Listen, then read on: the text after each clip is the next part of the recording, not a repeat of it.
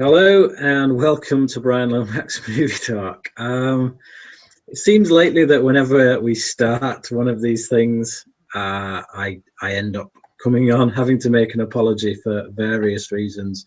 And tonight, well, first, CP's computers died, so he couldn't join us.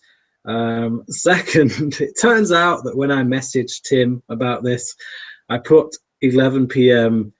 EST rather than GMT. So he's at work. He doesn't even know this was happening right now. He thought it was quite some time from now, a few hours away.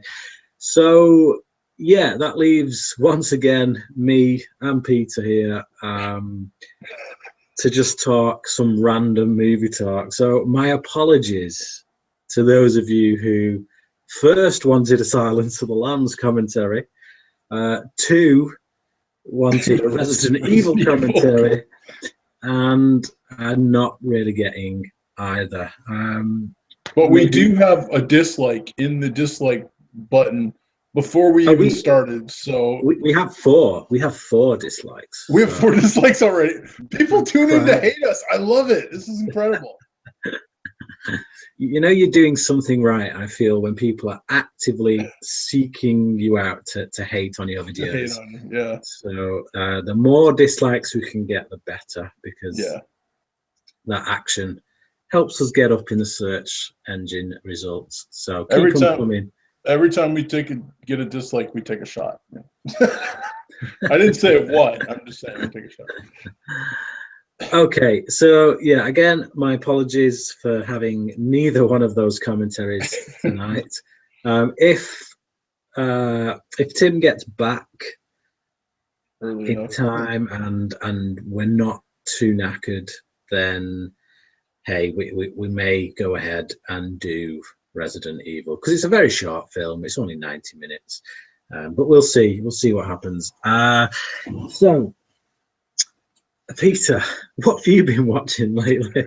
I have been watching. We were just actually talking about this. I finally saw Spotlight, and am disappointed that it got Oscar contention. Pretty much that it won the Oscar. I thought it was a very fine film, very well made. Wasn't Best Picture of the year. There's a bunch of pictures that were at least equal or better to it. What else was going against it? We mentioned The Big Short. We both thought that was better. The Big Short was better. Mad Max Fury Road, The Martian, Room. Yeah, I'd say I would say I haven't seen Room, but all those other three I would say at least are equal or better.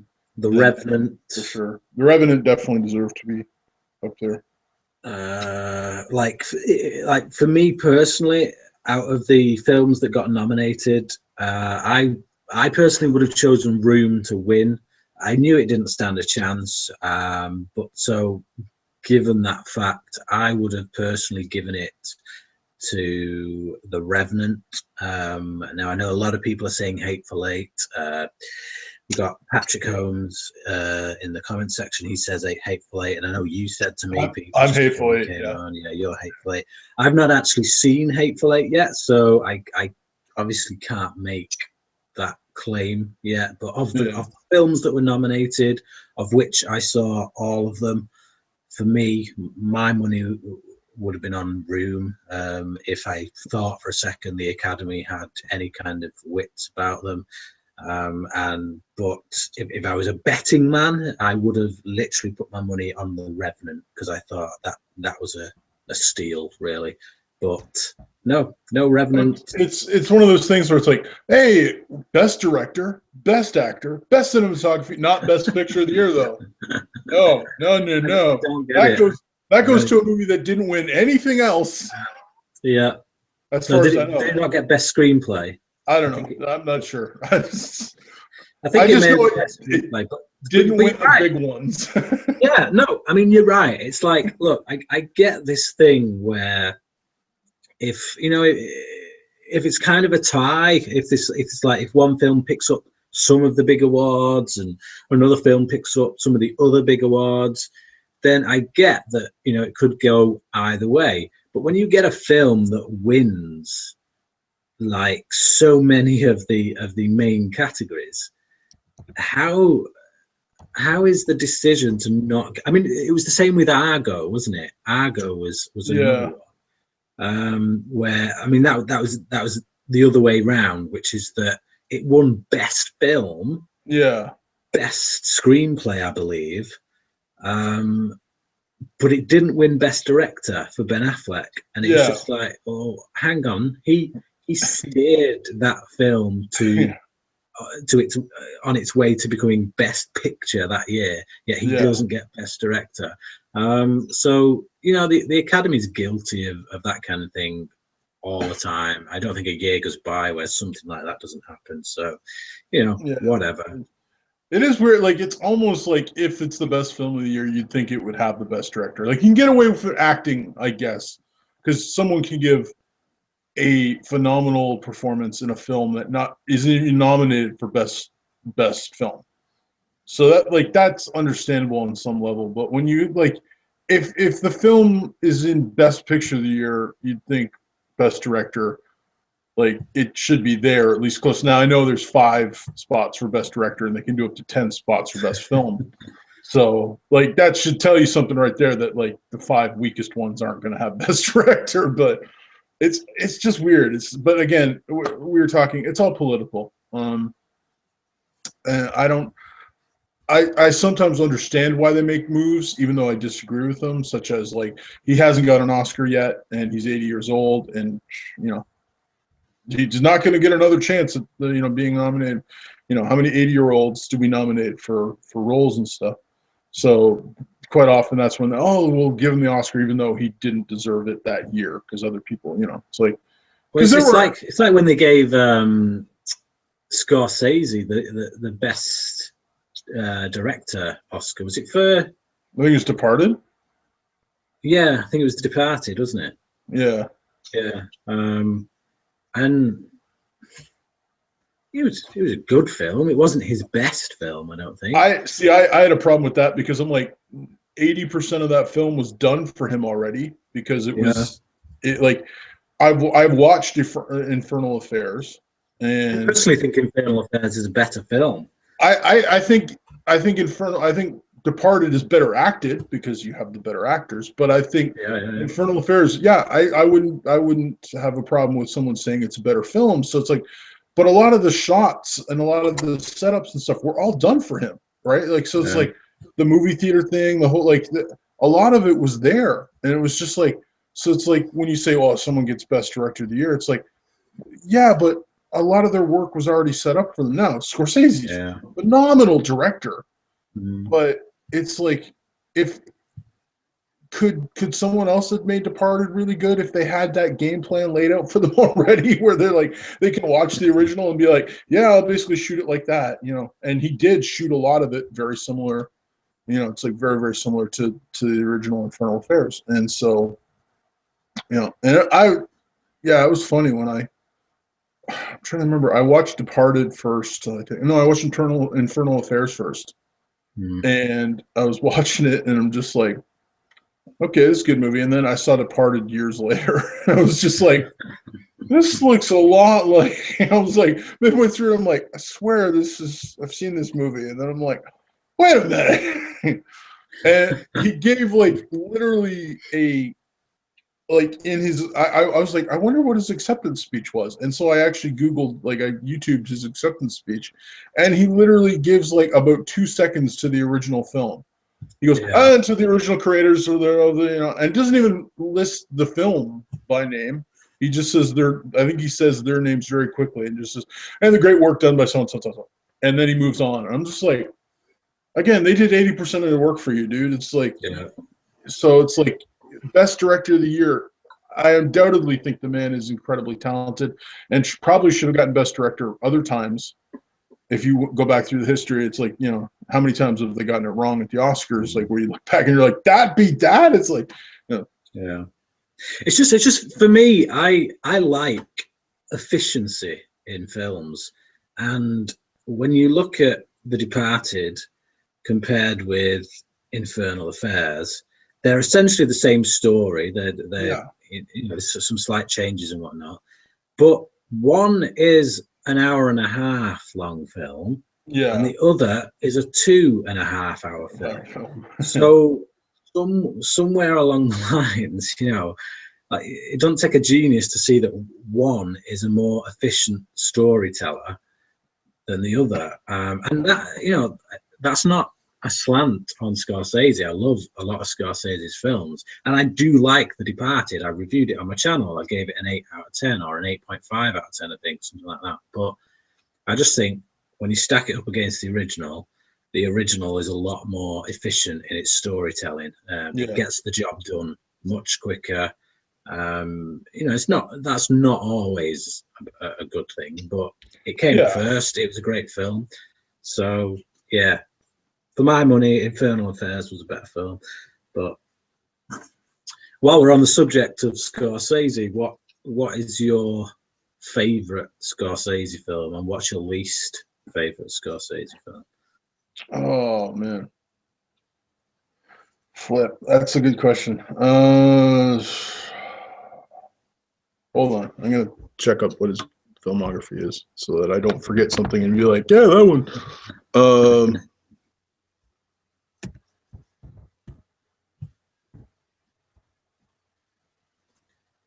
I don't know how to spell Scorsese, so Google helps me out. Okay. My favorite, as far as I can tell, my favorite one of his films is Wolf of Wall Street, which I know you haven't seen yet. That's your favorite? That's my favorite. That's my favorite of his. It's funny, it's dramatic, the performances are great. Just the way it's all cut together and stuff. I don't know. I think it's my favorite film of his. Wow. I'm really gonna have to get around to watching. It's like I understand there's debauchery in it. There literally is, but it's such a well-made movie that it's just like it's kind of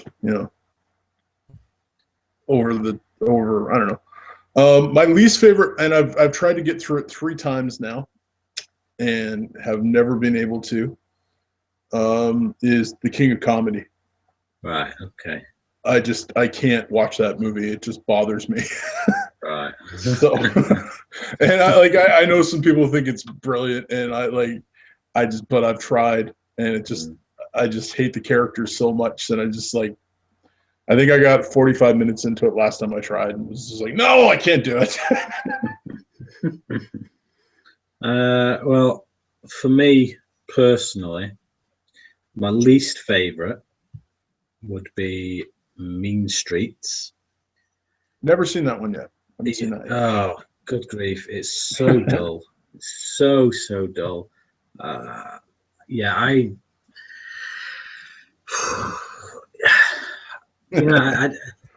I've heard so many people praise it, and I feel like I feel like it's. I know this word gets bandied about an awful lot, but I really do feel like it's pretentious, because I feel like there's a lot of Catholic kind of symbolism in there, but I feel like it's really misused. I feel like it feels to me like when you get a student who maybe does a little bit of reading on a subject matter and decides that they're going to put it in their film to make a point, but they don't really understand the deeper issues of it.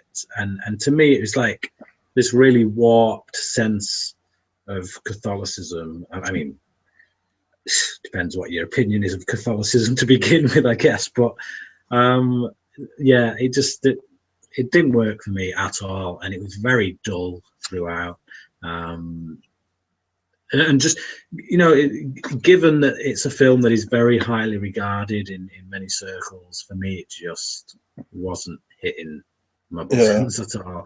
My favorite, bizarrely, I think, because I'm not sure how many other people would go for this one, but my favorite Scorsese film is actually Hugo. I was gonna say, is it Hugo? Because I think Hugo's pretty brilliant, and it's kind of a tribute to film, right? Like to film history. I think if you're a lover of cinema, if you know if you're a proper cinephile, I think there's so much in that film that you get. And for me, I to be honest, I think the religious themes in that film were handled much better, but not obvious at all in any way. Yeah. But yeah, much better. And like the reason I say bizarre for a Martin Scorsese film, bizarre that I would choose that as my favorite, is because, and unless I'm wrong, someone correct me in the comments section if I'm wrong, but that's the only film of his that is actually a U, which is directly made for kids, I think. Oh, okay. Okay. So like PG. It's lower than a PG. Because over here we have a PG, which is parental guidance. Yeah. And then we have a certificate which is a U, which basically means you could let a kid in there without an adult at all. Yeah. We have that. You need to get anybody's permission at all. That's called G over here. Right. Just for general audience, anyone can see it no matter what. Okay. Yeah, that's the only film. That's the only film that he's made, as far as I understand, that's not rated R. Everything else is rated R. Yeah. So that's the only one that he's ever made. And the kid, I remember seeing the special features, and the kid who plays Hugo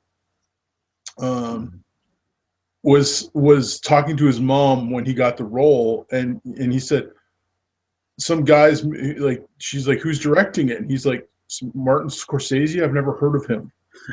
And she goes, and she's like, well, that's because you've never seen any of his films. And he's like, why haven't I seen any of his films? And she's just like, because they're not for you, dear. You know, it's like, she was like, you're not allowed to see any of his films. And it's like, so this is it was the only time he ever made a film for kids to be able to see. And it's a great film. Like, I truly think it's a great film. It's a pure kind of love. I think it's his love letter to cinema, to especially to like cinema history. It is. Yeah. I mean, if I did, like, if I ever do a top 10 video of films about films. About about the filmmaking industry and stuff, and that'd be very high up there. I'd put that in there. I'd put Singing in the Rain in there. I'd put a film I recently saw, Seven Psychopaths. I'd put that in there. That is such a good film. I only saw Seven Psychopaths. Yeah. When I saw you talking about it, and you're like, I just saw Seven Psychopaths, and I was waiting for you to say it was terrible, and then you're like, I loved it, and I'm like, oh, thank God. It's like, I love that film. It's funny because, like, I think I have to watch it again, but I didn't love In Bruges. Oh man, no! As much as I liked Seven Psychopaths, In Bruges is a better film. I love that film. I think it's because I didn't fully understand what it was going for when I watched it, and the first time, like, I've only watched it once, and I kind of was like, it doesn't know what it wants to be. It's a comedy. It's like this. It knows exactly what it wants to be. Well, this is, of course, when I first watched it, and I could have been in a mood at the time. Also, I don't know. So I need to watch it again. But it was one of these things where I literally was just like, I didn't really like it that much. And then you definitely need to watch it again.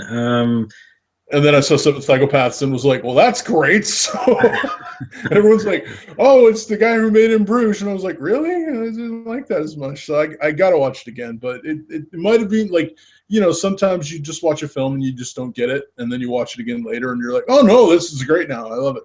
Or vice versa. There's times where you'll watch a film and think it's brilliant.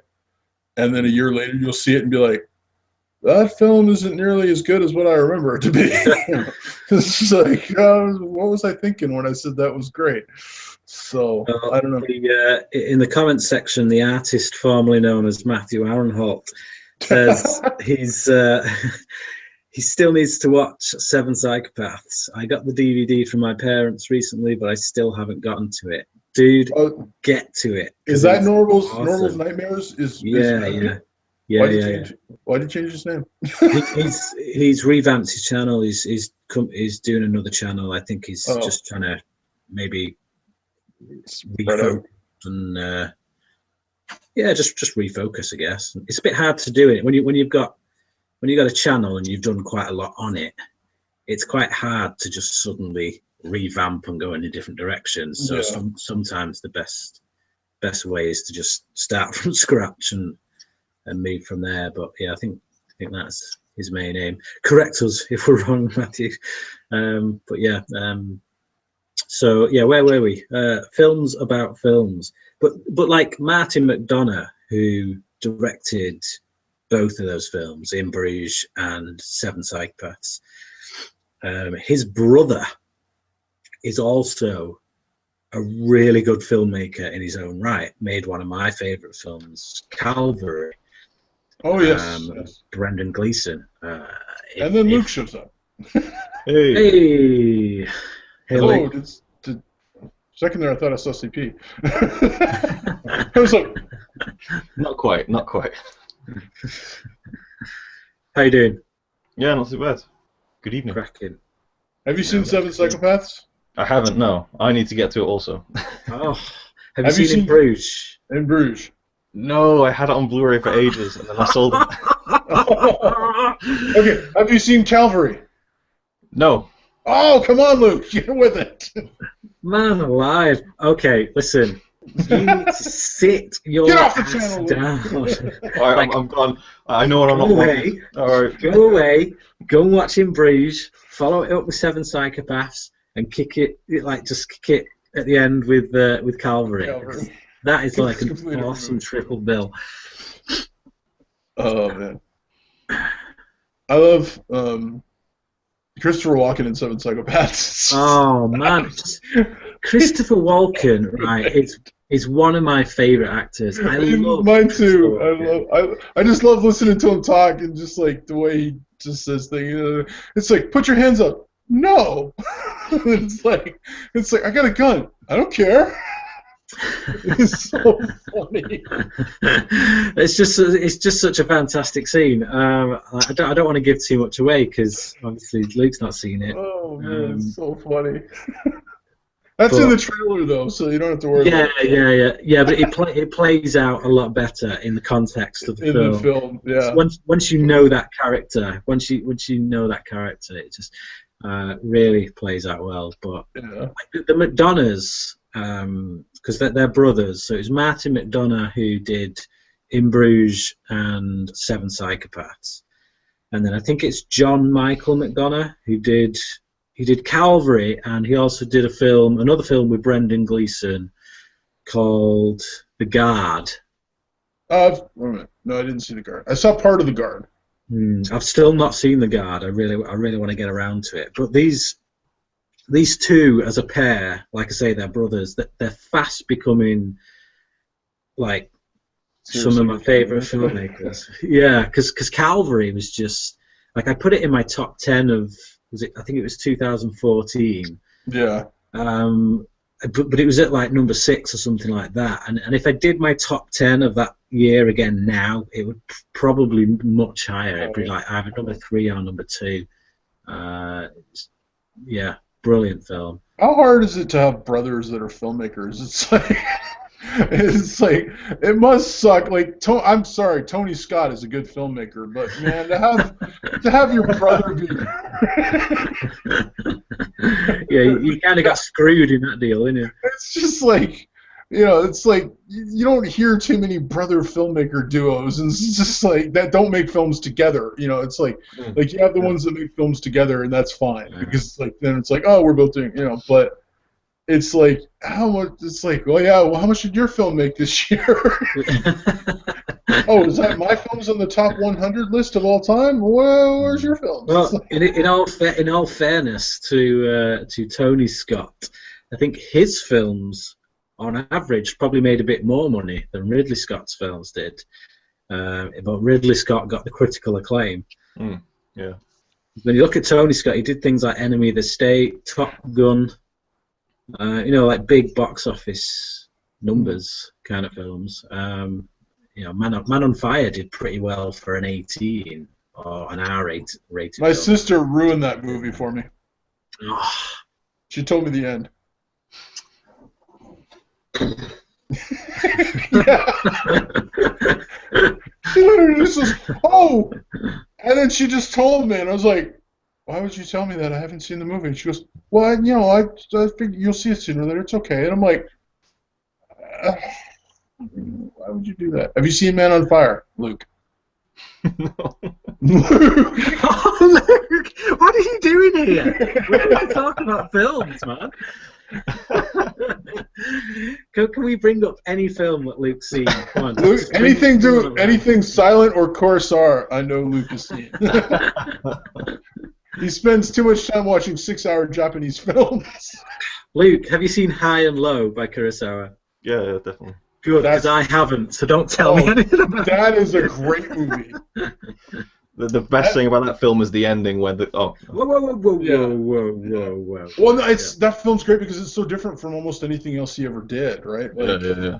It's because it's a modern film. It's not a period piece, and it's like I really like. I watched it not knowing. Like I just took it out of the library because it was on a list of great films to watch, and it was when I wasn't fully. Like, I knew who Kurosawa was, but I wasn't really thinking. And I didn't even think about the director. I wasn't like, I was just watching the movie. And it wasn't until it was done that it was like, directed by. I was like, holy crap, that's the same guy who did Seven Samurai. I'm just like, what? These are very different films. I'm like, because I only thought I thought all he did was period pieces. Like, because he's done quite a lot of modern films for the time, Yeah, a lot of his stuff is period pieces, like, his Hidden Fortress and the majority, I'd say. Yeah, so it's just like I kind of thought that was what he did. I didn't realize at the time, and then I was like, "Wow, no, that's a really High and Low is great. It's on my list to buy."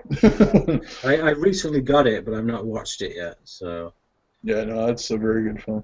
My favorite Kurosawa film from the 5 or 6 that I've seen is actually Sanjuro. Yeah, that's one the ending to that film is so good. Oh. That's one I haven't seen. That's one of the ones I haven't got to see yet. They don't have it at my library, and I haven't seen it anymore. It's actually a sequel, isn't it? It's a sequel to Yojimbo, I think. Yojimbo, yeah. But I like it even more than Seven Samurai. I like how compact it is. Seven Samurai is obviously a lot more epic, a lot more sprawling, but for me, Sanjuro is a bit more intimate. It's a bit more kind of focused, I think. So yeah, I loved it. I loved Sanjuro, and a great ending, like you say, Luke. I was just there for like 2 minutes, like. Don't tell me. Yeah. There are films that do that, man. There are films that finish, and you're just like Usual Suspects. It finishes, and you're just like, no, hold on, Luke. Have you seen Usual Suspects? Please tell me yes, Luke. Come on, Luke. It's like 20 years old now. Come on. Nope, I have not seen The Usual Suspects. Oh my goodness! What are you doing here? What are you doing here? See, people say stuff like that. They're like, "How can you have not seen this film?" And to me, it's like, that's great. I've got that film to enjoy now in the future. I like having films, Okay, don't let anyone tell you anything more about Usual Suspects. Like, if anyone starts to say anything, punch them in the throat. It's just because it's. You've got to know. You've got to know by now. There's no way you could have gotten this far in your life and still not know the ending to Usual Suspects, whether you've seen it or not. Bits and pieces. I think I've kind of seen it. Not fully. So there's but I'm trying to just narrow it. But okay. It's like The Sixth Sense. It's like The Sixth Sense. Even if you've not seen that film by now, you must know the ending to The Sixth Sense. Have you seen The Sixth Sense? Of course I've seen The Sixth Sense. Come on. Of course I've seen it. Are you just saying that? No, I've seen it. Funnily enough, a film I've actually seen. You had me worried then, mate. Seriously. While we were on the subject earlier of Christopher Walken, I want to get back to Christopher Walken because I love the guy. Oh, go ahead. What are some of your Luke? Tell me you've seen some Christopher Walken films. Tell me, if that will start with you, Luke. What are some of your favourite Christopher Walken films? Who? Christopher Walken. My mind instantly jumps to the Deer Hunter. I just think his performance in that is just unbelievable. Like, he stole it from De Niro. From De Niro. It's so fun when I put the Deer Hunter on, not knowing anything about it. It was just on a list of great movies and stuff, and so I didn't realize it was Christopher Walken for a while because I'd never seen him that young before. Yeah. And so it wasn't like, wait a minute, that's Christopher Walken. And yeah, he totally steals that movie from De Niro. He's so good in that movie. The Russian roulette scene is just like one of the craziest scenes I've ever seen. Like if you thought about great scenes, that is one of them. And he's just I mean, there's a lot of great actors in that film, but for me, he was just phenomenal in it. So that's definitely Christopher Walken is one of those guys where if you've got like a bad film, like a film that you know is going straight to DVD, you stick Christopher Walken in like a cameo role or just a side part, it's instantly going to elevate that film way beyond its capacity to do anything that it would otherwise do. He's done so many cameos. He's been in so many kind of like small roles here and there that he's just kind of stole. Pulp Fiction. Pulp Fiction. The one with the watch, and True Romance as well. The scene between him and Dennis Hopper is just, the Sicilian. Yeah, when he's talking about your eggplant, and that's Dennis Hopper's line in it. But it's just the way that Walken handles it in there. Love it, absolutely love it. He's what's it called? The last man standing. He's the bad guy. Like one of the major bad guys that kind of comes in as like the spooky bad guy. Yeah. And it's just like he's so great in that role. It's such a small role, but he's just like, it's like he shows up and it's just like, holy crap, Christopher Walken. It's like whenever he shows up, he makes a movie 10% cooler than it was before. Like regardless of how bad the movie is or how good the movie is. Have you seen? We've got Chase in the comments section, and I was going to get to this actually because it's absolutely fantastic. Have any of you seen Annie Hall? Yeah. No. His cameo in Annie Hall. It was before he wasn't big at the time. He was just kind of coming on the scene. I think he may have done Deer Hunter at that time. Maybe not. I don't know. I think it was Deer Hunter 78. I think Annie Hall's 77 and Deer Hunter's 70. It's after Annie Hall, yeah. Right. They're very close together. But there's this scene at a house party where Woody Allen is he needs a lift home, and Annie Hall asks her brother to give him a lift home, and the brother's played by Christopher Walken. And he's just this really creepy guy, and he's kind of sat on the edge of this bed at this party, just kind of staring forward, really blank expression that only Christopher Walken can do. And he just says this really random thing, like, sometimes I think about when I'm driving at night and I just want to steer off the side of the road and crash into a tree. and then he kind of just snaps out of it and goes, anyway, shall we go? And it's just like the way I play that out there just does not do it any justice. Yeah. Just the way the delivery by Christopher Walken in it is just spot on. I'm not going to watch the movie because I don't watch Woody Allen movies on principle, but I will. I maybe have to find that scene. Just to see that, because I would totally see that. You could probably find just that scene. Yeah, just that scene on YouTube or something. Yeah. It's got to be up there somewhere. I don't watch Woody Allen movies because I hate Woody Allen on many levels. But yeah, that sounds like a scene I gotta see. It is. It's really good. It's probably the best part of the film. I actually really like that film. I think there's a lot of Woody Allen films, particularly like from 80s and 90s period was pretty shaky. Well, mid 80s to late 90s period was quite shaky. But if you look at his early stuff like Annie Hall, Manhattan, really good, well-written work, and then like his later career, like from about Match Point onwards, he started getting good again. So everything in between is a bit ropey. Because he's made like one film a year for like the last 30 odd years. Yeah, which is pretty impressive output. Well, it would be if they were all up to scratch, but yeah. So anyway, I think I've only seen one of his films fully all the way through. Right, yeah. Which did you both give me your favorite Christopher Walkens? I didn't yet. Go on. Okay. My favorite performance of his, I think, is, and it's in a movie that's not. I'm trying to think what movie it is. But I think it's an Adam Sandler movie where he's talking about like the guy. Click. No, it's not Click. It's one where he's like a janitor or something, and he's like, "I'm gonna stab him in the face with a soldering iron." And it's like from that moment on, I loved Christopher Walken. I don't even remember what movie it is anymore. I don't like because, but it's such a good thing. When you started saying that line, then you almost sounded like Christopher Walken. It sounded like you were going to try and do. I do a terrible Christopher Walken impression. Everybody does a terrible Christopher Walken.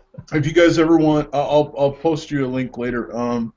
I did a 1-minute movie review of a movie called The Maiden Heist, which, if you haven't seen it, it's a fun little movie. It's with Christopher Walken, William H. Macy, and Morgan Freeman, and they're security guards at a museum, and each one of them is in love with one piece of art in particular, and the museum has decided to ship the whole collection to Denmark, I think, no, maybe Oslo. I don't know. One of somewhere in Europe that's very far away, and they freak out because they're just like they actually consider moving there, and it's like the one. And Christopher Walken's like, my wife is not gonna let me move to and so they decide to get reproductions made of it and then steal the art, and they're the worst thieves ever. It's a terrible heist. And William H. Macy keeps on getting naked because the picture there, he does a statue of David, and it's in a pose, and so he keeps on just whenever he's working at night alone by himself, he goes into the gallery and stands like David stands naked. It's a silly little movie, but it's just Christopher Walken is great in it. And I did my review for a 1-minute review in a terrible Christopher Walken impression. Which made my friend spit his coffee out on the train one morning when he watched it. Because I'm like, today I'm going to be doing this whole review. It's terrible Christopher Walken impression. I'm not even going to attempt. Oh, you have to. Yeah, so just watch that review. Christopher Walken, I don't know. I've that scene in particular, I've loved him since then. Like I said, I didn't even know he was in The Deer Hunter, and I didn't recognize him at first because he looks so young compared to what I was used to seeing him in. Yeah. But he's done so many things that are just Pulp Fiction was great. Just such small roles and stuff. But he hasn't done a lot of stuff where he's the main star in years. Yeah, well, one of the best films I've seen him in, and that's because he is the main star in it, is the Dead Zone, which is a Stephen King. Yes, yep. I like The Dead Zone a lot. Really love that film. It's actually one of the best Stephen King adaptations, I think. When you look at the movie adaptations of Stephen King's work, there aren't actually that many that I would say are great. But obviously Shawshank Redemption. I was going to say Shawshank. But yeah, The Shining, obviously, which Stephen King didn't even like. He hated it. and the Dead Zone. The Dead Zone had been like my top 5 Stephen King adaptations, but a lot of that is down to the performance by Christopher Walken. He's really haunting in it. You buy his performance as a guy who has this power that is actually quite a scary power. But yeah, and like I say, lots of cameos he's had. But as a supporting player as well, Catch Me If You Can, he was really good in. He got an Oscar for that. Still haven't seen that one. That's on He won an Oscar for that? I believe so. Best supporting actor. Definitely deserved. I thought he was brilliant on that. Yeah, he really a lot of pathos in that film. He's got he's just like he plays this dad he's a bit of a failure, but his son doesn't really see him as a failure because he's a loving father, so that's kind of what's important. But he had this business that kind of went down the pan, and his wife left him, and so you see all that damage in his body language and just like in the performance, but it's never really spoken, it's never really talked about, but it's there because of the performance and because of the writing, the way the rest of the film's written.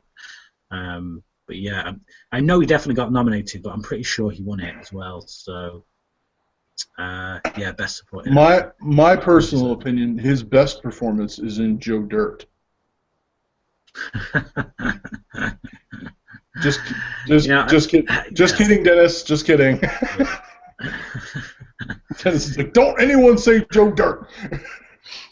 I can't say that I've ever seen Joe Dirt, so I have, and I don't remember like 90% of the film. Maybe that's the one I'm talking about. I don't even know. It's like as soon as he says "Don't talk about Joe Dirt," you start describing this film that just happens. Got to talk about Joe Dirt. Yeah, I don't even remember like 90% of it, but maybe that's the film I'm talking about with the soldering iron. I don't know, but it's just such a great line. I love how your favorite Christopher Walken role is that one film where he said that funny line. I don't know what the film is. I don't even know what the film is. It's just like, he's done better work, but that's just my favorite part. One of my favorite Christopher Walken moments is in A View to a Kill. Oh, that film just tickles me generally. Like Roger Moore looks like he's 80 in that film. Yeah. But I just love the bit where they're in the airship and the black woman's like, "What a view," and he goes, "To a kill." God. I loved that film as a kid. I absolutely loved that film. Same as a kid. I still love the film because it's like I have great memories of it, and people hate that. People hate that film. People are like, it's one of the worst Bond films, and I'm just like, but I love that film. What are you talking about? No, that's one of my earliest. We're kind of that age, Peter, where I think like we were hitting like the 9, 10, 11, 12 mark when that came out in cinemas. I think I was. Well, I'm a bit older than you, so I was more mid-teens, but. It opened with him. I was 6 when that came out, so I'm saying you would have been about I would have been about 12, I guess, or whatever. 12. He starts the movie by snowboarding on like a ski thing, and I was like, to me, I was just like, best Bond film ever, right there.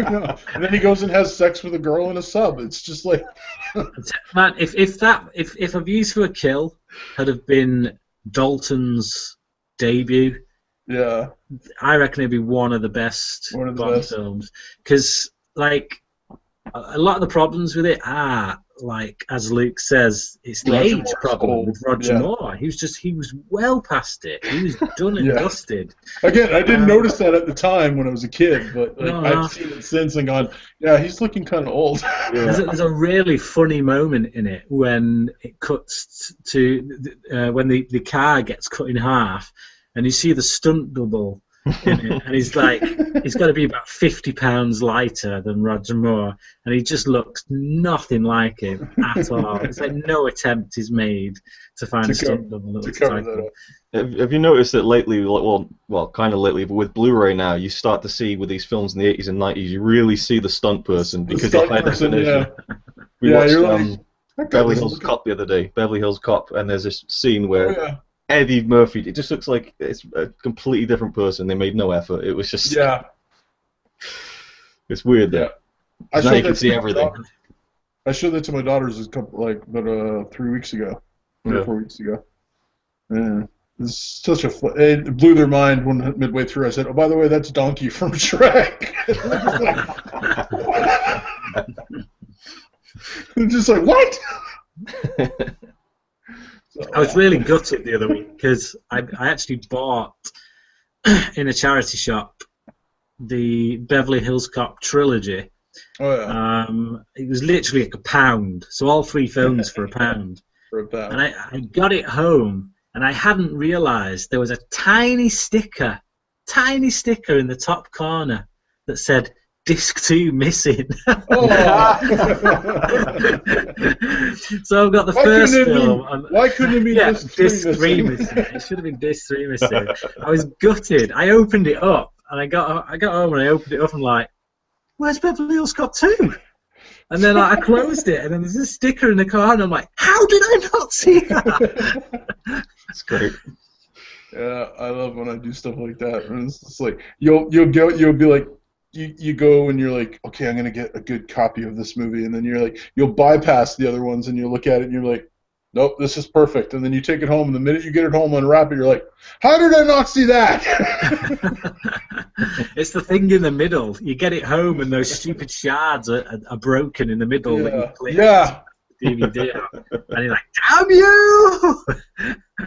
I actually bought a Rocky thing, which was like all 6 movies from a Costco, and like took it back. We were actually like in Pennsylvania, so I wasn't near home when they did this, and got back to the hotel and opened it up, and like it was all in pieces inside. I'm just oh, guess who's going back to Costco tomorrow? I'm like, thank God they had one left on the shelf, and it's like, but it was just like, oh man, because it's like this is a custom case. It's not like, oh, I could just replace it with like a different Blu-ray case. It's like it's not. It's like holding 6 movies. So, but yeah. I got the Mel Brooks Blu-ray collection a couple of months ago, and it's like a big, thick case with like 10 discs inside it, and it's cracked on the inside and stuff. It can cut because it's got like a slip box, so it kind of holds it together. Yep. But I mean, where do you find a case that's like a certain thickness? Yeah. Breaks my heart, man. Like it's just there's nothing worse. There really isn't. It's like you think of all the poverty in the world, and you're like, nothing worse. You get that Blu-ray home, like a special box set you bought, and limited edition, and you open it up, and it's just fried inside, and you're like, oh, my heart is breaking. It's the worst first world problem. It really is. It's the rich man's disease, isn't it? Yeah. So yeah, topics. Where were we? Dennis, what do you want us to talk about? Guys, if guys in the chat, if you've got any questions you want us to answer, please feel free to just throw them down in the chat. Like, Luke, why haven't you seen Usual Suspects yet? Yeah. What have you been doing with your life, dude? What if you're the big Kurosawa guy, aren't you, Luke? Fairly. Yeah. What? Without stating the obvious being Seven Samurai, because that's the one everyone kind of bangs on about. If you're going to tell like a newbie, someone who hadn't kind of watched a Kurosawa film before, to watch a Kurosawa film, which one would you go for? Or 3. Give us 3. Tell us 3 films you tell them to watch. Yojimbo is the one that springs to mind first, because it's quite a simple film, like hour and a half or something, and it's just like it has his great directing style. It has a great performance from Toshiro Mifune, who's in most of his films. Yeah. Drunken Angel is one I'd actually say as well. I don't know if you've seen that one, Peter. Yeah, I've never seen that one. It's one of his early films, but it's a contemporary one, and it's just a really great story. And again, it has his signature style. And I guess I would say Seven Samurai as well, unless you want me to not go for the obvious. But you're not allowed to say Seven Samurai. Yeah. No, okay, Seven Samurai is off the list. So Hidden Fortress is another really great one. That's actually no, High and Low. I actually go to High and Low because that one is one of his best, I think. And it's completely, it's just great. Yeah. If you're into Shakespeare, Throne of Blood. Yeah, that's another great one. There's so many good ones. It's so hard to pick. It's like you're throwing a blood if you're into Shakespeare. But I think Yojimbo is a really accessible one. You know, it's a fistful of dollars. You know. Yeah, I love the fact that he made more money. Yeah. suing what's this Sergio Leone about that than he actually made for making than Yojimbo made at all. Yeah. It's like he made more in the lawsuit than Yojimbo made as a movie. I just can't believe Leone just straight up just remade it with just totally took it. It's like, nope, just gonna put Clint Eastwood in it and we'll just do it the way we want to do it. The funny thing about those films, though, right? Like, because they're all most of them are filmed in Spain, right? Mm. And so everyone spoke their own language. Yeah. And so it's like Eastwood was speaking English, but the guys you were talking to were speaking Spanish, and the other guy was speaking. It's like everyone literally spoke whatever language they spoke, and they just overdubbed it later. And so it's just like. Whatever you were on set, you know, it's like, so Eastwood would literally be like, I don't know what they're saying back to me, but it tells me to say this in the script. Yeah. That really threw me when I first watched the Dollars trilogy, just the aesthetic of it, it's all dubbed, all of it. It's just really weird to get your head around, but still great films. Yeah, they're great films.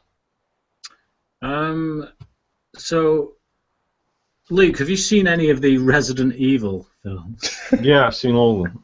Oh, great.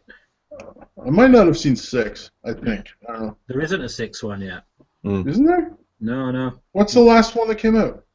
Retribution. Yeah. I thought Retribution was 6. I thought Afterlife was 5. That was 5. That's 5. So it was oh, okay. Resident Evil. Then it was Apocalypse. Extinction. Then it was Extinction. Or was it Extinction then Apocalypse? No, it's Apocalypse, then Extinction. Then Afterlife. Okay. Then I thought Afterlife was 5. That's why.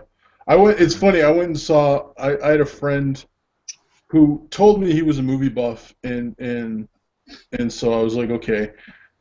And like we were new friends and stuff. So I was like, I wanted to go see Resident Evil Afterlife just because and they were like, it's when 3D was kind of newish, and like they were making a big deal, and I was just, and it looked fun. Like, it looked like stupid fun. So I'm like, this is great. Do you want to come with me? And he's like, sure. And so it's like, and then he brings his friend that I've never met. And I'm just like, okay, so we're watching the film. We come out afterwards, and I'm talking about the movie, and they're like, oh, yeah. And I'm like, well, you know, compared to the other films. And they're like, oh, we've never seen the other films. And I was like, what? It's like, what? You've never seen any Resident Evil movies? They're like, no. I'm like, then why did you come see this one? Like, this is the 4th movie. The thing is, they all follow on from each other as well. Yeah. And I'm just they all literally pick up exactly where the last one left off. Yeah. And I'm like, why would you come with me in there? I don't know. We thought it was just a new movie that was coming out. And I'm like, are you, you know, I kind of talked to them. I'm like, you guys aren't movie buffs. I'm like, I understand, like, it's fine coming to see them, but I'm like, I would never go see the 4th movie of a series without. Let's just go see the 4th one. You know, it's like what? It's like, yeah, it's weird. Rank. I mean, like we were supposed to be doing Resident Evil commentary, so we've got to get something Resident Evil into this talk. Rank the Resident Evil movies.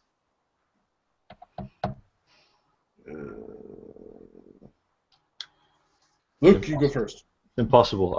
I watched them all 5 years ago, and although the last one was a bit more recent than that, to be honest, they're all films that are very forgettable to me. I enjoy them. I don't think they're great, but I enjoy them when I watch them. I just don't really retain much. I just have images. You know, it's I don't know. Yeah, I can't even rank them. It wouldn't be fair because you know. The last one I thought was not good at all. I really didn't enjoy that. Oh, really? The last one was definitely the worst. I like it. Definitely the worst. I mean, I enjoyed bits of it, but no. I like the action. No, not Afterlife. Retribution. Oh, okay. Maybe I haven't seen Retribution then. There was just a bit where at the end where she has to go back for someone, and it just felt like it was straight out of Aliens, going back for Newt. Like it just felt completely like I was like, this is Aliens. But it was lame, and it had that woman had the implant thing in the chest. Right.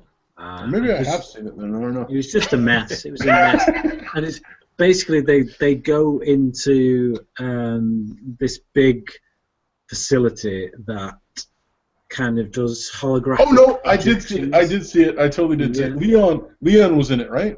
Yeah.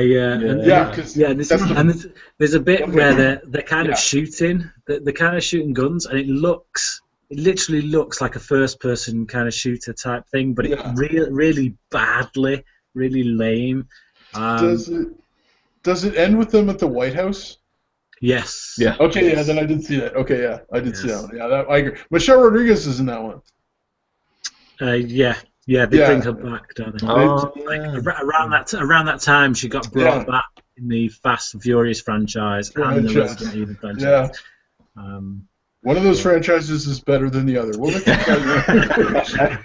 I'm not saying either one is the best. I'm just saying one is better than the other. So it's so hard to choose. I would see. For me, like the first one's probably the best, just because it's the first one. And yeah, I'd lean towards that as well. I would say probably first one's the second best. I'd go 4 to 2 set in Toronto. Like I know where, like you know the building she runs down. Oh yeah. That's City Hall in Toronto. Right. Like so, it's like it's downtown. Like the bridge they go on. Like I'm like I know all of this place. It's like I've been in all of these places so many times. So when you just a question. Yeah. Like when you guys watch a film, if you know the place where it's been shot, in the sense that you've been there, you've been to that place, does that ever cheapen the look of the film for you? No, usually it makes me happy when I'm just like, hey, I know that place. Yeah, pretty much. It's because it's like they cheat. Like Toronto has been New York so many freaking times that it's accepted. Like most of the Police Academy movies were filmed here. Like there's so many movies that are filmed here. Like do you guys know Every Frame a Painting? Yeah. Did you ever see the? Yeah, I saw that video. Vancouver. Everywhere's shot in Vancouver. Yeah, like Vancouver's never allowed to be itself, and like Vancouver has played so many places, and he literally shows you the scenes from the movies, and we're like, that's the same place. It's like, holy crap! I never would have guessed that. It's like Aaron Sorkin made a gag about it years ago in Studio 60 on the Sunset Strip. There's a scene in that, because I don't know if you know the show, but it's behind the scenes of this late night kind of comedy show, a bit like Saturday Night Live kind of thing. Okay. There's a bit when they're trying to come up with a sketch, and somebody mentions about shooting something in Vancouver, and one of the guys in it goes, "We're not shooting in Vancouver. Everyone shoots in Vancouver. It's cheap. That's why they go there." Tax breaks. It's true. Yeah. Vancouver can look like anywhere you want it to be. You want it to look like China? We can make it look like China. You want it to look like, it's like futuristic city for iRobot? We can make it look like iRobot. It's like it literally looks like it. And I've been to Vancouver. It's one of the places in Canada that I've actually been, because I haven't traveled that much in Canada. Surprisingly, I've traveled more in the United States than I have here. But it legit. It's a kind of a city without an identity. It kind of looks like it could be anywhere. Yeah. And because of that, it's just like very easy to fit into a film mold of, and they realize that as a city, and so they give tax breaks and everyone films there. It's just, so it's funny, but it's true. Do either of you watch Doctor Who? No, I'll be honest.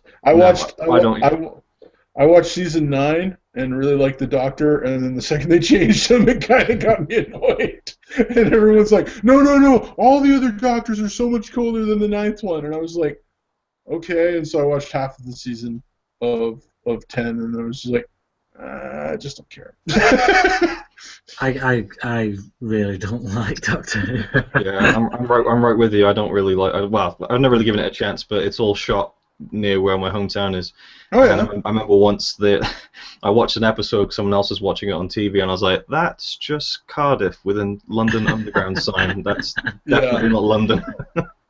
Yeah. This goes back to my earlier question, which is it's just like I don't know if it's just me, but like when I see London, say, in a movie, I just don't think it looks as cinematic as, say, like San Francisco or New York or whatever. New York. Like I see like a big American city in a film, unless it's somewhere shot in Vancouver. Or And it just feels like, I don't know, it feels big. It feels like it belongs on the big screen. Whereas when I see like London or some other kind of British city in the cinema, I feel like I'm suddenly watching a made-for-TV movie. There's been a couple that have done something with them, but on the whole, they don't tend to. That's just me. But what about you guys? Like when you funny. It doesn't bother me for movies as much. It bothers me in TV shows. It's like, for some reason, I don't know what the difference is exactly, but like in TV shows, when I clearly know it's being filmed in Toronto, but it's supposed to be New York or wherever, and it's because they're all over the city so much. I'm like, and I used to drive, particularly I used to drive for the handicap service for the public transit downtown Toronto for 2 years straight, like 10 hours a day, 4 days a week, all over downtown Toronto. That's all I did. And so I got to know Toronto super well, and so it's just like I can tell. Usually, it's like, hey, I know exactly where that is. I know exactly, and it's like in films, it's not. It's just a different feeling because it's like, but when it's because they don't dress it up as much when it's a TV show. So it's just like, hey, look, they're walking on Queen Street. Oh, look at that. Yeah, I've been in that store. Okay, yeah, it's like, I don't know why, but there's just a different feel to it. But then again, it's TV versus movies, right? There's a different feel to them. There should be, right? Like, so. I think it's down to your familiarity with the areas themselves. I've watched a few Norwegian films, which weren't filmed anywhere near me, but in similar landscapes, and I do get the kind of, and it's the same with British films. I don't feel like it's less cinematic, but there's certainly just there's more sense of escapism in American films for some reason. Yeah. Because it's something that you're not familiar with and you don't really go to or whatever, and so you get this kind of So, like when I went to New York and I went to all these movie locations, it sort of was like, it's actual real places that exist. But I get what you mean, but it doesn't really spoil it for me too much or anything. Dennis in the chat, in answer to your question about the Resident Evil games, when the first Resident Evil came out on PlayStation 2, I think it was. I think I was about 11 years old, maybe, about 11 years old. I played it with my brother and a friend. We basically just blitzed the whole game. Took us a while, but like over a few days, we kind of just went through it. The three of us, kind of passing the control pad. So we were really addicted to it. It's one of the only computer games I've ever been addicted to, because that and Tetris. But it's, I'm not a gamer at all. I'm really not. I don't play computer games. I don't own a console now. But the second one came out. I was really excited for Resident Evil 2 when that came out, just because of how addicted we'd been to the first one. Yeah. And literally, I started it. I played like the opening scene, couldn't get past it, and that was it. I was done with computer games. It's like, that's the story.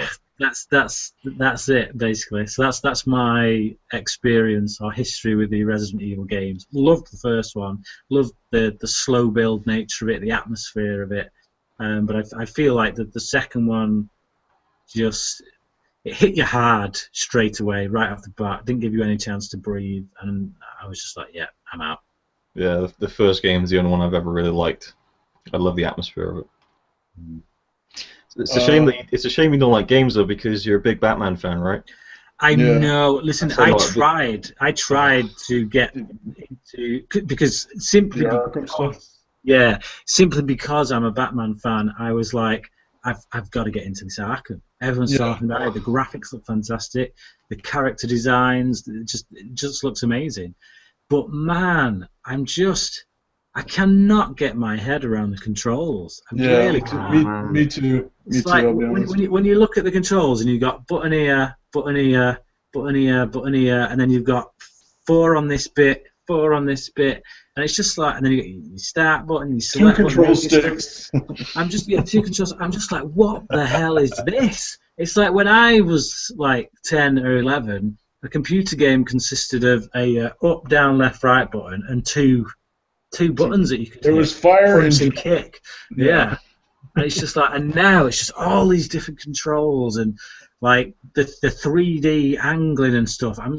I cannot get my head around it.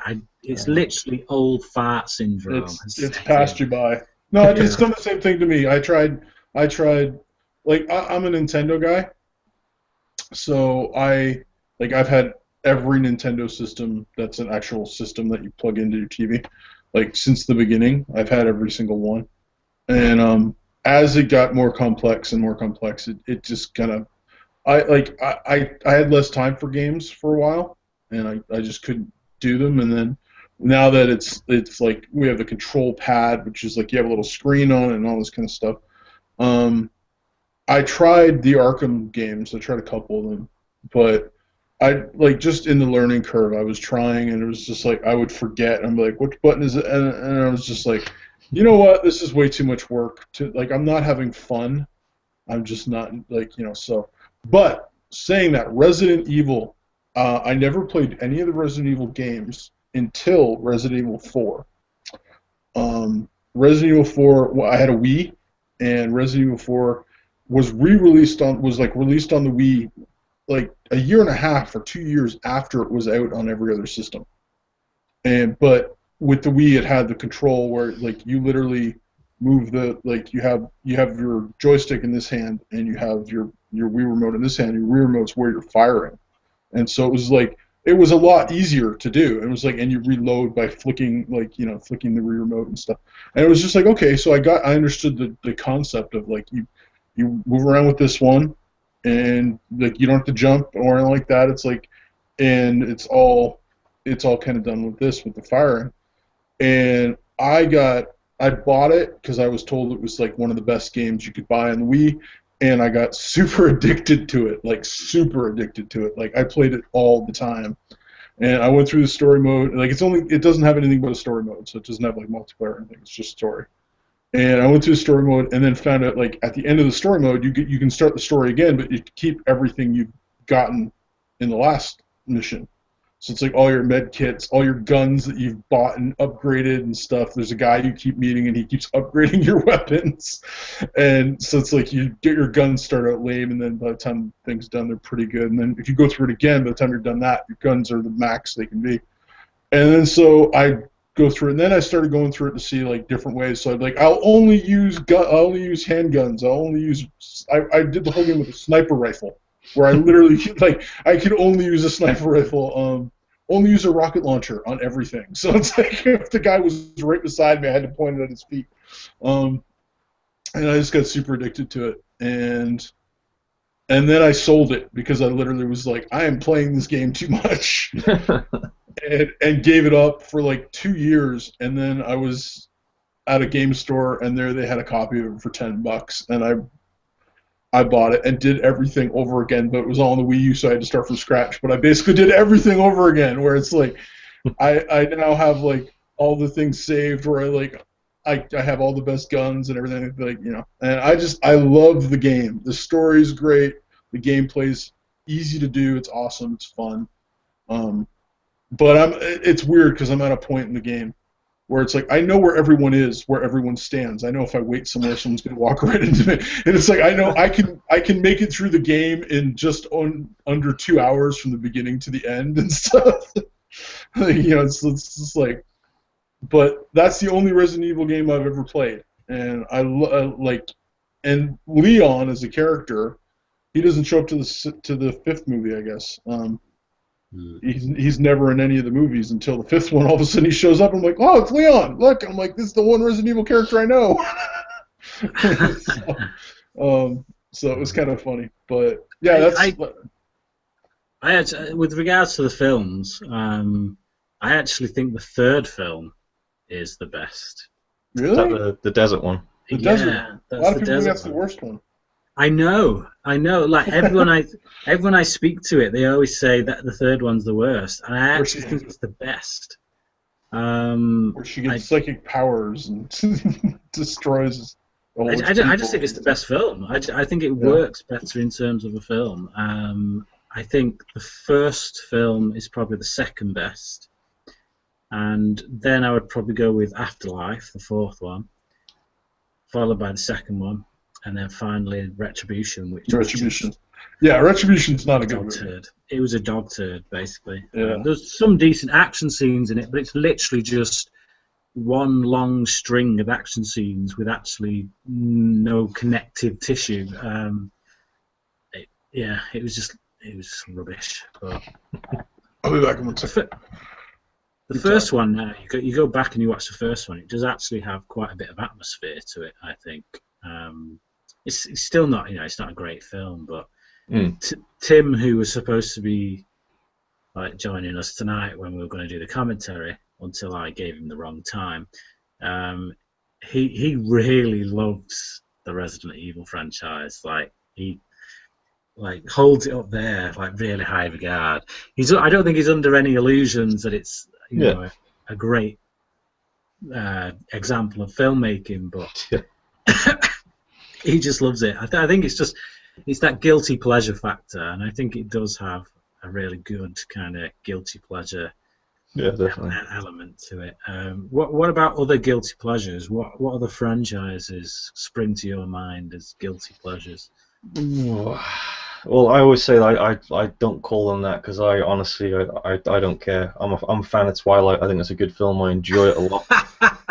And I got absolutely zero problems saying that. I mean, one thing I guess that maybe would be considered guilty pleasures is just romantic comedies in general. I love them if they're done well, not the really bad ones, but like 27 Dresses, man.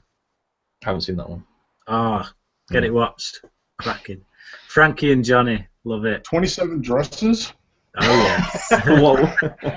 What did I come back to, man? We were talking Resident Evil when I left. Yeah, now we're on chick flicks, romantic comedies. Oh man. Oh, Love Actually. I love Love Actually. Oh, it's brilliant. I've yet to see that. I got that. I bought that for $5. It's a Christmas movie, right? Yeah. Kind of. Yeah. I bought it like during like December, and we never ended up getting to watch it because I was like told it was a Christmas movie, so I'll tell I'm you kind of what, waiting. You've Got Mail. That's one of my favorite films. Do you know that's a remake? Yeah. Shop Around the Corner. Yeah. Shop Around the Corner. I didn't know that. I didn't know that was a remake until a little while ago. Yeah, the Blu-ray I have has a DVD copy of it inside, which is interesting. Really? Yeah. That's cool. Yeah. We have something called Turner Classic Movies, and it's like it's a channel where they just play movies 24/7. And we were going through it, and like I stopped on I go through a week at a time to see if there's anything coming up that I want to record. And like it said, Jimmy Stewart and so, and then it said like the description, and I'm like, that's freaking You Got Mail. I was like, holy crap, You Got Mail's a remake. I didn't know that. And so I've recorded it. I get to see it. It's sitting there on the PVR waiting to be watched. But You Got Mail is totally, it's for a chick flick, it's totally fun. But it's also Meg Ryan, who's adorable, and Tom Hanks, who's Tom Hanks. So it's got that going for it. My favourite chick flicks are Frankie and Johnny, One Fine Day. There's a bit of a Michelle Pfeiffer thing going on here. That's a good one. I was going to say. And 27 Dresses is a bit of a guilty. Dresses. Yeah. I've seen that once. I thought it was okay. We, Has, we, we literally just watched When Harry Met Sally like 45 minutes ago. Yeah. That's a great one. I've bought that on DVD, but I've not actually watched it yet. It's a great film. It's brilliant. The last time I tried to watch it, I got annoyed with it and gave up. But He's such a dick at the beginning. It's just like, oh god, he's so abrasive and like you just wonder how is this film gonna work when he's like, yeah, such a jerk like for the first 20 minutes. As good as it gets. Yeah, I don't know if that's a chick flick. No, it's not. That's I would call that a chick flick. It's got a chick flick element to it, but it's just. It's higher up than that, I think. Yeah, we don't call it a chick flick because it's not schmaltzy. But it does have a lot of those elements. Like it's a really great film. Listen, I've just had a message from Tim. He's said he's going to be home in 45 minutes, so we can either continue talking here for a bit and then sign off and go to bed, or if you guys fancy doing a Resident Evil commentary, then we can sign off now, go and take a break, get something to eat or whatever, and then I'll reconvene in about 45 minutes and do a Resident Evil commentary. What do you want to do? Well, for me, it'll be too late to do it, but yeah, you two are more than welcome to do it. I'm gonna say no. Right, we'll just keep on talking then. I'll message Tim and let him know. Poor guy, he's been looking forward to it. I'm sorry, Tim. I'm sorry, Tim. And I was the one who suggested Tim, so I feel terrible. Oh man, we will get around to it, Tim. So that will definitely rearrange by you. But yeah, I'd say another like guilty pleasure film is Serendipity, which is just like so cheesy, but I love it so much. Like that's it's the one with John Cusack and Kate Beckinsale. Kate Beckinsale with the book. Yeah, yes. that's kind of one. I like another John Cusack one. Must Love Dogs. I don't know if you've ever seen that one. No. Him and what's her name? Superman's mom. Yeah, Diane Lane. Diane Lane. Yeah, Diane Lane and John Cusack. It's a good chick flick. It's, I don't know. Romantic comedies they're hard to. They're, like I have a soft spot for them in some level, but there's so many bad ones that are really bad. So it's just it's hard to kind of I want to watch that. It's like I remember I saw watching I watched a Christian Bale interview and they're like, you've done so many different types of movies, what won't you do? And he's like, romantic comedies, I don't think they should exist. he's like let's just get rid of that. He goes, I'll do any other genre, I just don't want to do. He's like, I don't think romantic comedies should just exist. I think we should let those go. Made me laugh. I was like, yeah. When they're great romantic comedies, I love them. I absolutely love them. But you're right. There's some terrible ones, obviously. But yeah. Well, I think it's the bar is kind of very low for most of them. Like they know that as long as they have a few elements here and a few elements there, it's going to make the average person, especially the average woman who they're aiming their market at, happy. Yeah. So. So Devil Wears Prada is pretty good. Yeah, I like that. That's a good one. That's like a decently made. I think it's a little bit underrated, overrated, I should say. I think. Well, I like what was that one with Ryan Reynolds and Definitely Maybe. No, Definitely. Oh, Definitely Maybe. That's Proposal's okay actually. It's by the director of 27 Dresses, but no. Definitely Maybe. Yeah, Definitely Maybe is good. Yeah. Good film. I own that one. That's I love the beginning one in that when he gets to the school and they've all just had the sex ed talk and all the kids are freaking out and they're like, you do it, don't you? You still do it. This is just so funny. It's like they're all freaking out about sex.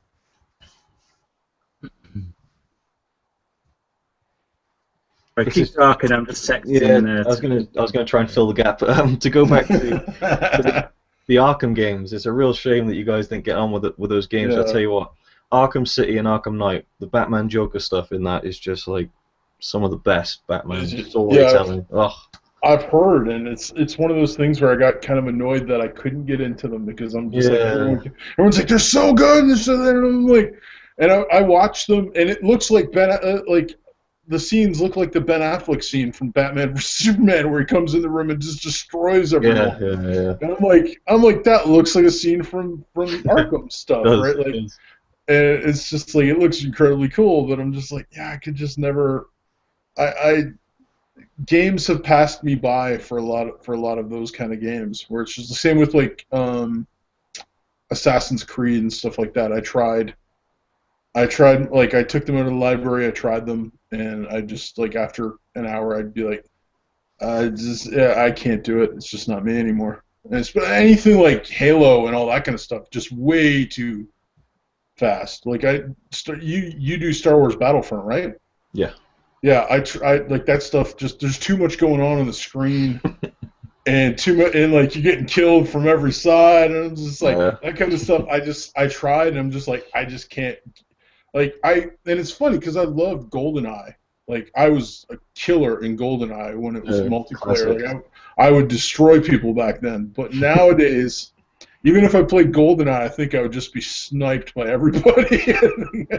It's like I think that whole thing with just a bunch of stuff happening on the screen, and you're supposed to pay attention and still know what you're doing with your fingers. So it's just all passing by. What's Dennis's reference to Batman Returns there? He's just said Batman Returns. Do you want us to talk about Batman Returns or?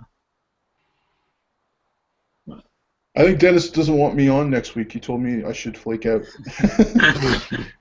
Next week it's Peter's turn to flake out of the movie night. Yeah. It was PP last week, it was Lee this week, and CP has kind of put his computer. Oh, the Michelle Pfeiffer thing, yeah, Michelle of course. Yeah, well, yes, it was actually Batman Returns that got me into a particular mindset, shall we say. Let's just say women in leather make Brian happy, especially if they say let's just say let's just say that after Batman Returns, films like Frankie and Johnny and One Fine Day suddenly had an appeal. But yeah, and then I met my wife and everything was hunky-dory and glorious. Yeah, everything changed once you met your wife. Sure it did. Yeah.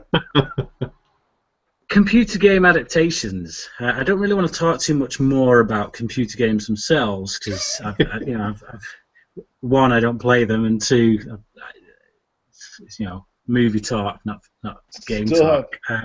But what? You want to talk Warcraft? Yeah, I was just going to say I've seen Warcraft this week, and I would actually go so far as to say, and I'll probably get shot down here, but I'd go so far as to say that I think it is so far the best computer game adaptation that we've had.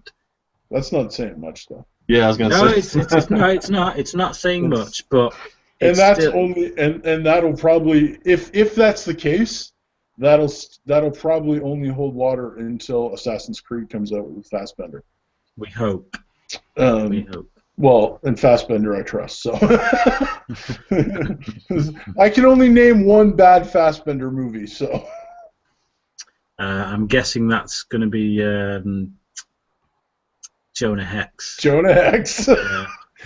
It's like how did he? It's like how is Megan Fox the best actor in that movie? I don't understand. When Megan Fox is giving the best performance in a movie, when you have Michael Fassbender, Josh Brolin, John Malkovich, what the frick is going on? I gotta say, I own Jonah Hex on DVD. I wouldn't say it was a good film. It is a bad film. It's definitely a bad film. But I actually find it to be a bit of a guilty pleasure. I can sit there and watch it and be entertained, and it's really short as well. It's like 80 minutes. Yeah. But it's over before you know it. Did you know the character at all? Yeah, a little bit, because I know him from like Batman the Batman animated series. animated series, yes. Because like the second he started talking to dead people, they lost me. I was just like, wait, he's doing what? It's like John Hex can't do that. What the heck? It's like where in any mythology does it say John Hex can do that? And it's like, nope, doesn't say it anywhere. They just made that up for the movie. So, it's like, okay, but anyways, back to video game movies. Yeah, I don't know. Warcraft. I have never played Warcraft at all, so I like Dennis. I know Dennis loves the new Warcraft movie. He's a big fan of it. He likes it better than Batman v Superman, and he's never played it. So maybe like a lot of the reviews I've heard, if you love Warcraft, maybe you'll be a bit less forgiving with it than the people who don't have any history with the game. And are just viewing it as a movie. They seem to be a bit more forgiving with the content. I don't know. Same with Assassin's Creed. I have no other than like I said, I tried to play it for an hour and gave up. So like I have no expectations about that movie based on the video game other than screenshots I've seen. I was so surprised that Fassbender signed up to that. I was like, really? He's doing a video game movie? Him? But we'll see how it is, I guess. He's Fassbender, man. He can do whatever he wants. Man. Definitely. Like to be honest, as much as I love Fassbender, one of the main elements of the film that intrigues me is the director, because like I've not seen Macbeth, but I've seen footage from Macbeth. And it looks incredible.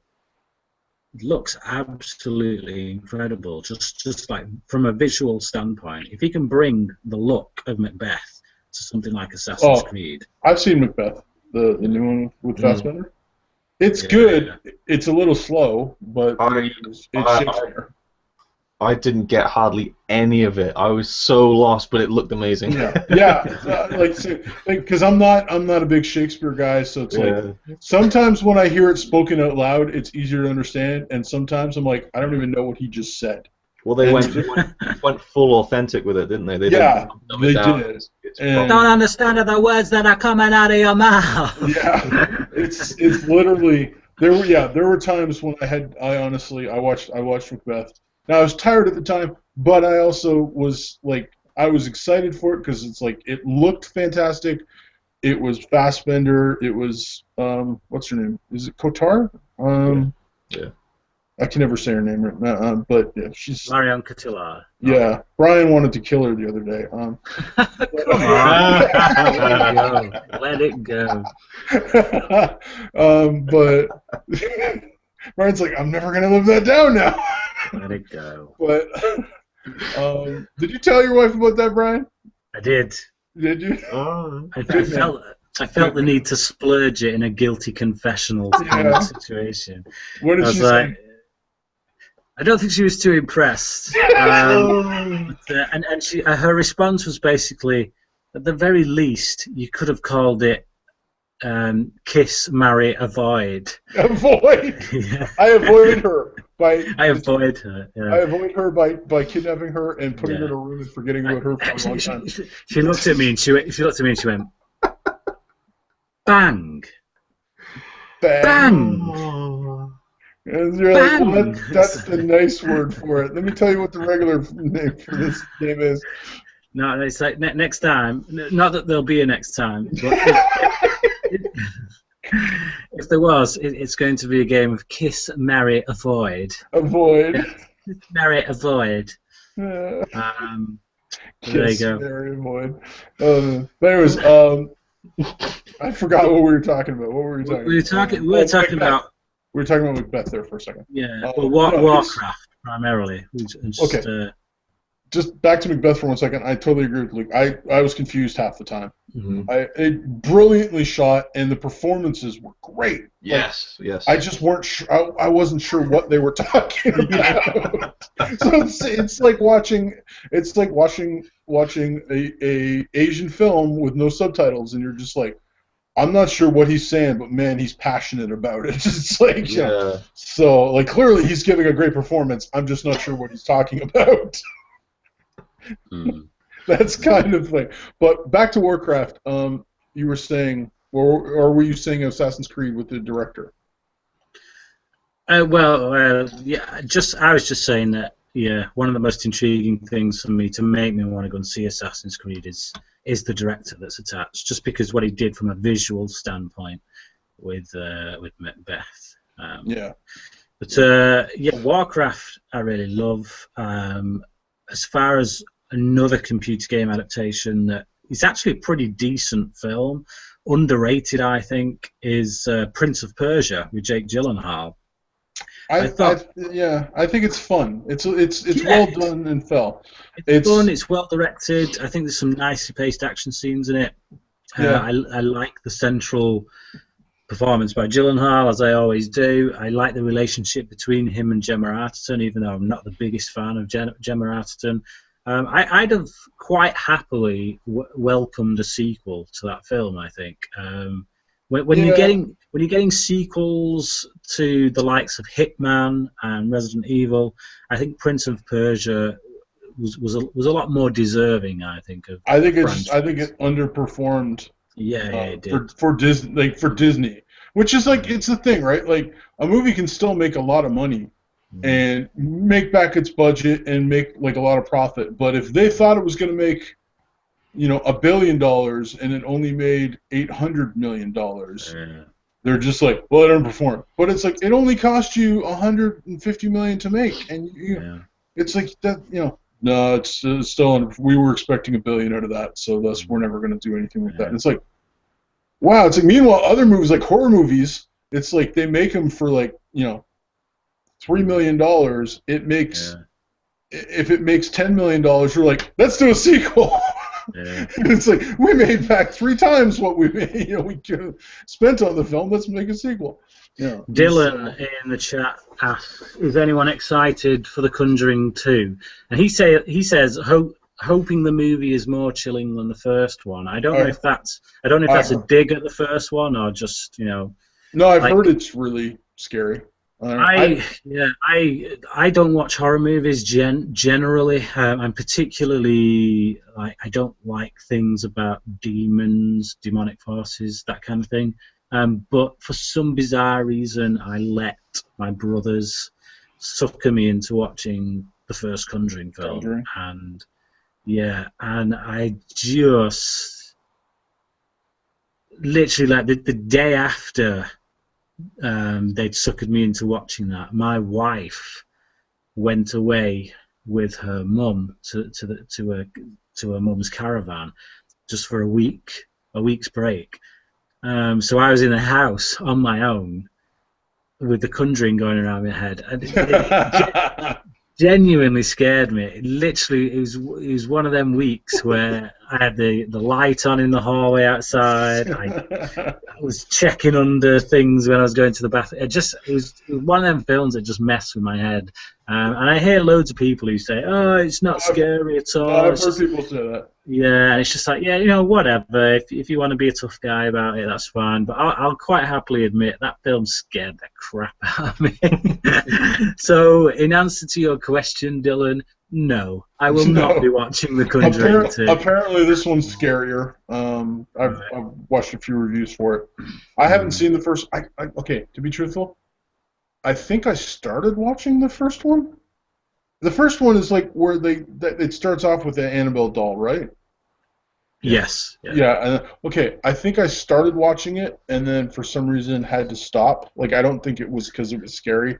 I think I literally had to I think it was like when I was watching it, I had to go somewhere, and I never got to watch the rest of it. And so I need to watch it again. Like, I need to watch it fully because I haven't seen it. So I'm not going to see the new one until I've seen the first one. And that won't be like, I won't be going to see it in the theater even if I watch the first one, because I'm not going to go see a movie like that in the theater.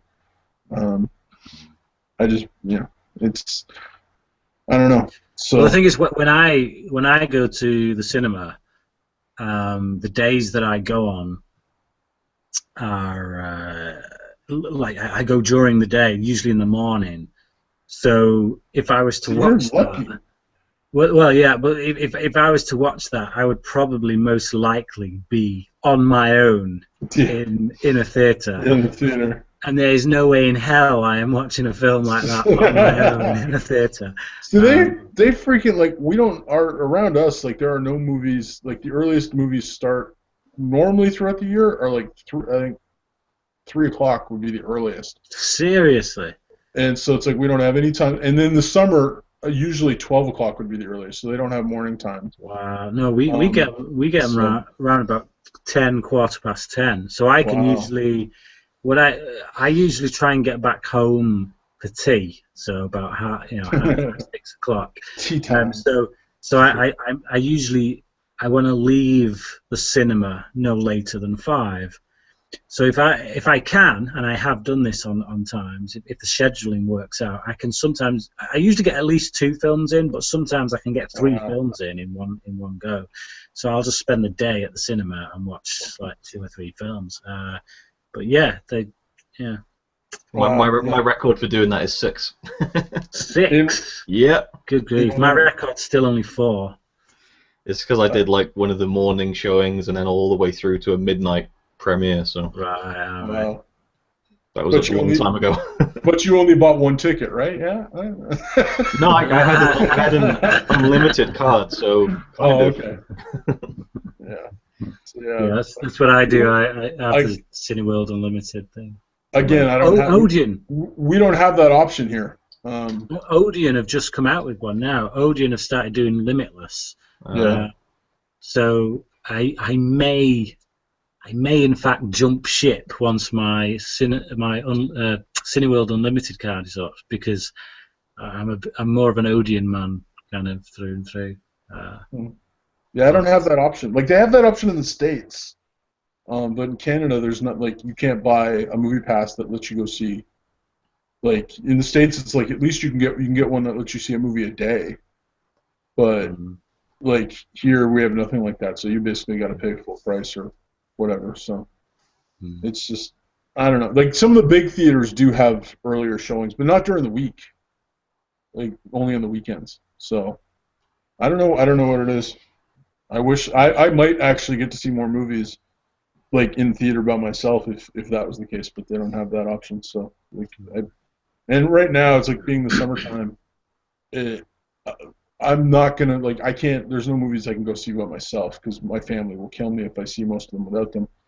So it's like I could go see The Conjuring 2 by myself and that'd be okay. But anything else, like if I went and saw Warcraft, Now You See Me, 2, whatever, like if I went and saw any of those without my family, they'd probably like my daughters would be very mad at me. So it's the problem of having cinephile daughters. It's like they get very ticked off when they don't get to go see the movie with you. They wanted to see The Nice Guys, and I'm like, no. No chance. But they saw the trailer, and they're like, we want to see that movie, and I'm like, I know you do, and you will love it. It's like I guarantee they would love it right now, but I'm like, no, you cannot see that movie. I'll just. I think we'll wrap.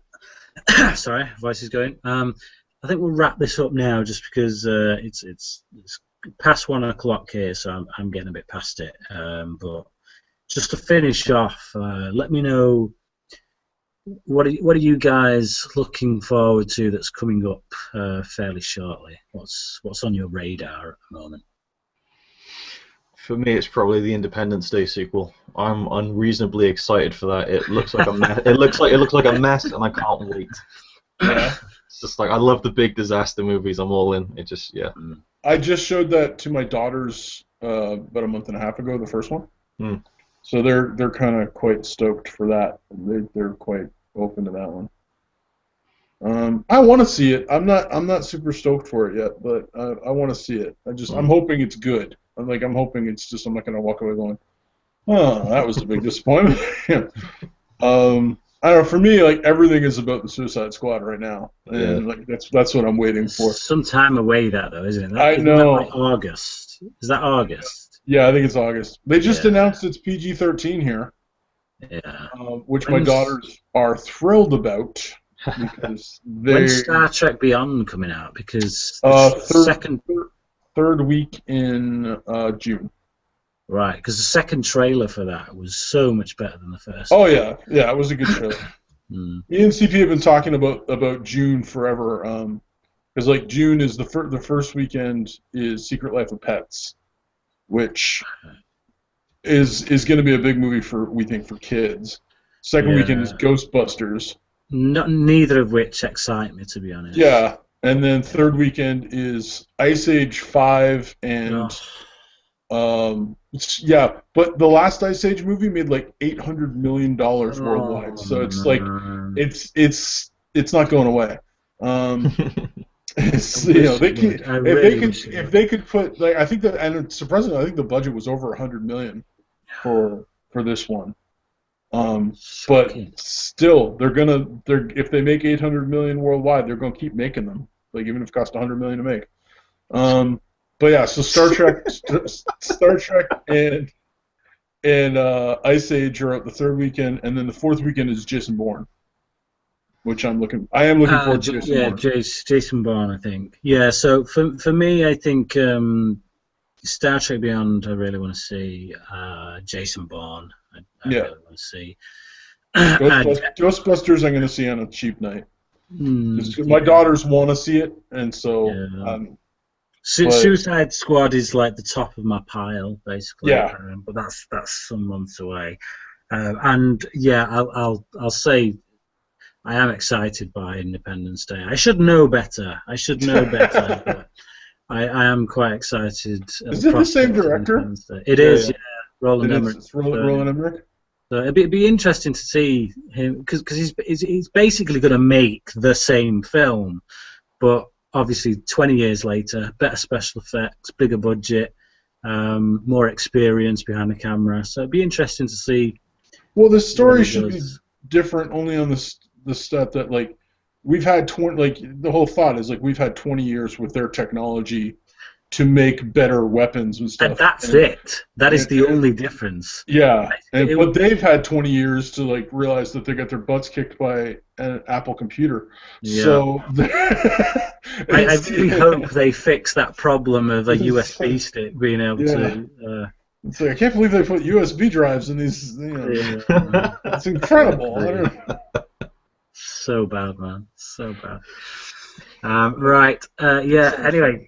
Can I just get in one story before we go? Oh, yeah, absolutely. I didn't get to chime in on the video game thing. I saw the first video game movie, Super Mario Brothers, in the cinema. Oh yeah. And it came out in 1993. And my dad's going to take me to the cinema. He's like, right, Super Mario Brothers or Jurassic Park. I was 5 at the time. I was like, no, not Jurassic Park, please. So I picked Super Mario Brothers. And if you've seen the film, it opens with this kind of dinosaur sequence, and I just like was terrified, and I thought my dad had just taken me to see Jurassic Park. But like looking back on it now, how cool would it have been to say that I saw that? I can't believe that I was somehow scared of dinosaurs and didn't want to see it. So yeah. That's funny. And I haven't seen the film since Super Mario Brothers. Nor should you. I've never seen it. I've only seen the footage from it. I've never seen the thing. Anyway, just wanted to get that in there, seeing as we were talking about the adaptations. No worries. We all know it's secretly your favourite film of all time. So no worries. Well, on that note, guys, if you just let people. No, in fact, don't bother. It's just, I'm not doing anything. Who you are by now. I'm not doing a thing on my channel for the next like 3 weeks. So don't. I had notes and everything. I was ready to go. No, it's okay. No, it's fine. You can find these guys somewhere on YouTube. Yeah. One of them's called Peter, and one of them's called Luke. That should be enough information for you to go on. If you liked this video, please click the thumbs up because we got 4 thumbs down.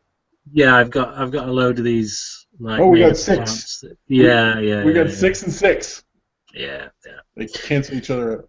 Basically, every time someone likes it, this one guy who's got like all these fake accounts thinks that he's got to balance it back out, so he goes on and gives it another dislike. Which, fair play to you if you've got that much time on your hands to spend doing that, but I could think of better things to do with my time. Just Thanks for watching. See you Thanks, next man. time. Maybe we'll actually do a commentary next time. Yes. I swear to God, we One of will these be days. doing a commentary soon. Look, we will be doing a Resident Evil commentary with Tim, because I've promised Tim we'll do that, because he loves Resident Evil, and he was really stoked at the prospect of being able to do it tonight. So we'll definitely be doing that. Silence of the Lambs. We are definitely going to do Silence of the Lambs. Even if it kills me, we are going to do a Silence of the Lambs commentary. I will do it on my own if I have to. But yeah, so Silence of the Lambs is coming. Resident Evil is coming. Other than that, thanks for watching, and good night. Later.